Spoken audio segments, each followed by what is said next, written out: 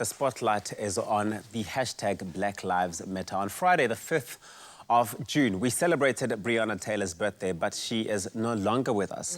Her time on earth was cut short as a result of police brutality, and we chanted her name and many others in solidarity protests across the globe.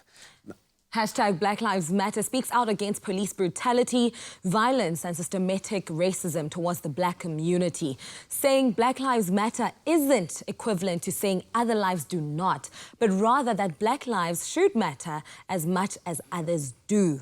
And Associate Professor Zwelethu Jolobe joins us this morning via video call to chat to us. Professor, thank you so much for making the time. While we've heard... Good morning, good morning. While we've heard the phrase Black Lives, Matter before, the movement was recently returned to international and national headlines. How is this movement relevant in the South African context? I think that whenever you have cases in the world against racism, meaning whenever in any context where racism does exist, any voice or any protest movement or any type of organization that seeks to talk out against that and that seeks to try to fight against that is always going to be relevant. And so if one locates it within with our context, about more than 25 years since the end of legal apartheid, there is, or we are, to a large extent, still a very racist society, but it's not racist in the sort of purely legal sense, right? It's more in the social, the economic sense, and so that means that any voices, any protest movements, organizations, opinions that seek to fight out against that is always going to be relevant, wherever it may choose to rear its head.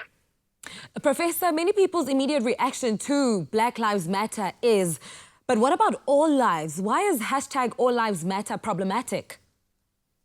It's problematic to the extent that it seeks to downplay, or most importantly, to try to negate the fact that racism, in this case at least, is something that is faced exclusively by black people. And so we should see racism not so much in terms of, not only in terms of people's general attitudes, but most importantly as a systemic issue, meaning it is a way that incorporates people based on their race in a certain hierarchy within the broader society.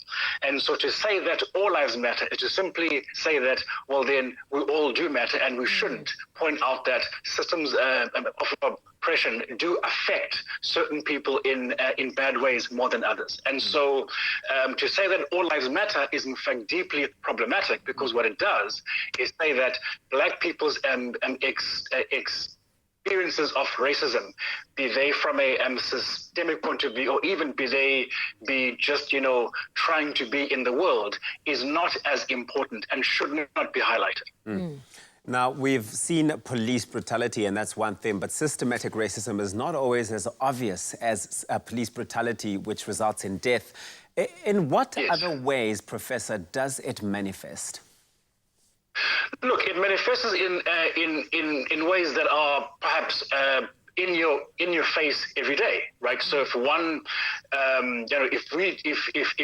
if one looks at the majority of the workforce, for instance, some people have to be up at 3 a.m., wait 2 hours for a bus or for a taxi, take 5 taxis to work, do not have the general luxury of being able to wake your kids up in the morning, make them breakfast, and you go and look after other people's children.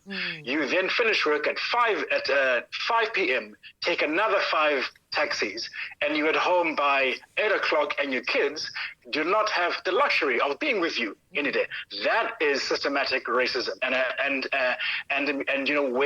where it becomes problematic is that we accept that as a natural order of things. So we accept that people have to take 10 taxis. We accept that people have to work for a meager, every day. And so when we talk about racism, as a system, it's not so much always the obvious things that we see. Like, for instance, somebody calling you a name, or somebody saying, you know, you look like a monkey, or all these things. It's more those things that are so obvious to us that we even accept it. And that in turn entrenches racism. And so that means that some people are able to work, you know, shorter hours, earn more money, are relaxed every day and live a good life, whereas the majority of people don't have that luxury. And that is a very obvious, that is a very clear sort of illustration of what racism actually is. That we accept that people should live in certain appalling ways as a natural order of things.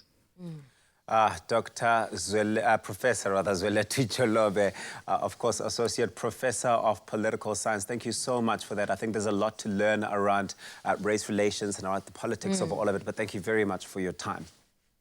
You're welcome. Have a good day. It's very easy to look at the hashtag Black Lives Matter movement and believe it doesn't affect you. But systemic racism is a reality that so many people, you know, grow up having to deal with. This doesn't end today or tomorrow after you post about it. It's time for everyone, and I mean everyone, to wake up.